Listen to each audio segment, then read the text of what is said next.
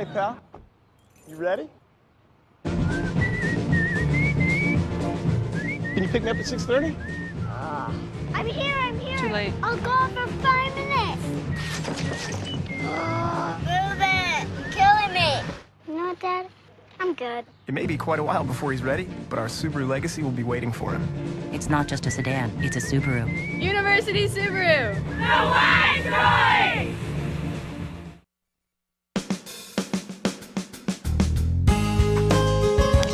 That's good. Good morning and welcome to Radio Friends. This is Wednesday. It's December the 3rd. And we've got one guest, a delightful young lady that I'd like to introduce you to, Shelia Robertson. Good to have you here, Shelia. And you are Director of Safe Kids, which is part of Women and Children's Hospital at University. Yes. Right. Good to have you here. I've heard about Safe Kids, I've heard about the program, but I do not know that much about it. And maybe our listeners and viewers are in the same boat that I am. Tell me about it. Well, we provide education and materials to families just to get them better equipped with ways to keep their kids safe in the community. The biggest part of our program is how to keep kids safe in the car. So our biggest program is our car seat program. Yeah. We provide a lot of car seats and education on car seats. When you say you provide car seats, do you mean are you giving car seats to the parents, or are they buying them from you? No, we are giving them car seats. You're giving the parents car seats? We are, yes.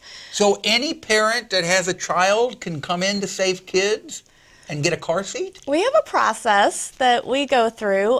There's some grant writing that I do to get some funding.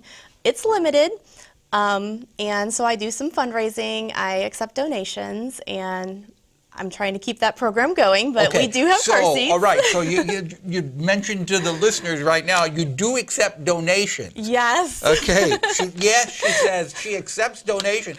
But you think what a wonderful program this is, providing car seats for parents who may not really have that disposable money to buy a car seat, because they're not all that cheap, are they? No, they're not. And it is the law that your child has to be in a car seat. That's correct. I can remember way back when I was growing up, and my sister was growing up, there was no such law as having to have the kids in the car seat. We just sat in the car. Right.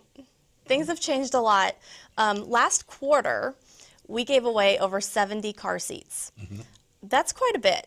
And we get special pricing for our car seats, but our price is about $50 a car seat, which is substantially lower than what people can normally buy them for at the store. Right. But again, it takes extra funds to be able to keep that program going. Okay. So besides the car seats and keeping kids safe in the car, what are some of the other projects you work on with the kids? We also do some education on poison prevention. I get some funding that I use for bike helmets because we want to make sure kids are wearing those whenever they're riding their bikes or scooters. Let's go back to poison prevention, because this is something that could strike at any time with very little warning. Oh, yeah. If you've got items underneath the kitchen sink and you've got a toddler that's crawling around and starting to open things up and put something in their mouth, it can be very dangerous. Right. How do you recommend that moms and dads store things for poison prevention? We recommend that they keep them up and away, keep them out of the reach of children, or if that's not an option, to put those safety latches on the cabinets.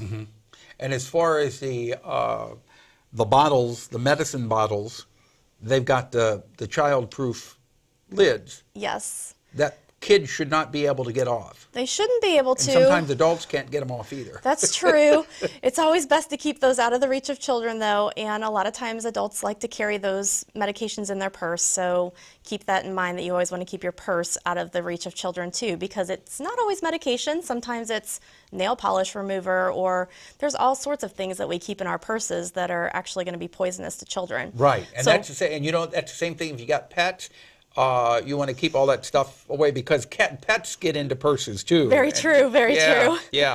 Okay, it's a good idea to program the poison prevention number in your cell phone too. We hope that you never need it, but it's always a good idea to have it handy just in case. Okay, you can Google it, but Google the poison prevention number and program it. That's a good bit of advice. Program it into your cell phone. So if you do need to call, it's there immediately.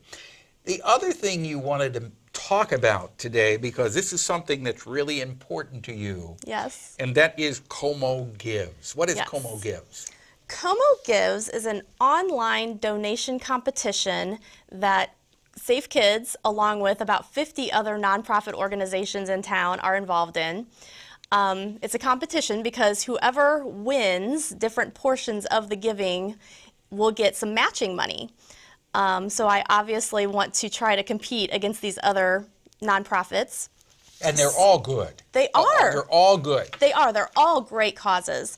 You'll see guides like this around town. The Okay, CoMoGives. it looks like a little, almost like a little kid's coloring book on the outside, and it's called CoMoGives Giving Guide 2014, December the 1st through December the 31st. Now, if you make your donation or you make a pledge, do you actually make the donation at that time? Yes, you make the donation online, and it's through the whole month of December. Now, how do you vote for a particular organization like Safe Kids? You don't have to vote for just one. You can donate to several different ones.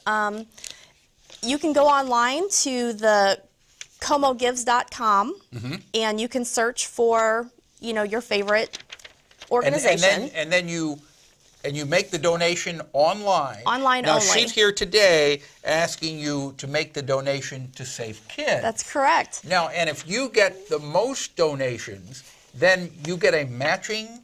I get some matching funds.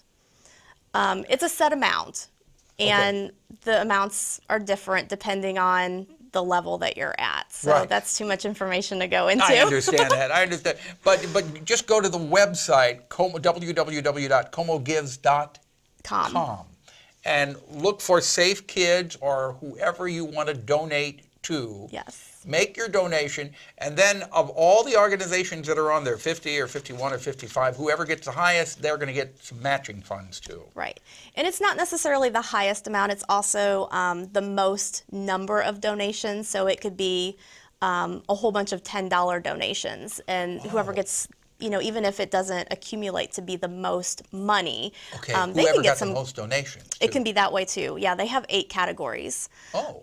So So the you have, chances are you have a good. pretty good chance. I have a good chance. That's okay. right. That's well, right. I hope you raise a lot of money from CoMoGives, and if anybody else wants to just give or make a donation to you to help buy those car seats, they can contact you at Safe Kids? At Safe Kids. I also have a Facebook page, Safe Kids Como. Okay, Safe Kids Como.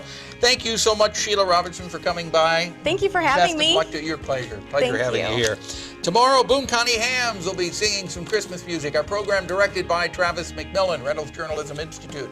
Audio is Pat Akers from KBIA. Our floor director is Lowell Thomas, and our assistant producer and guest coordinator, Uncle James Mauser. Drop me an email, pepperp@missouri.edu. Bye.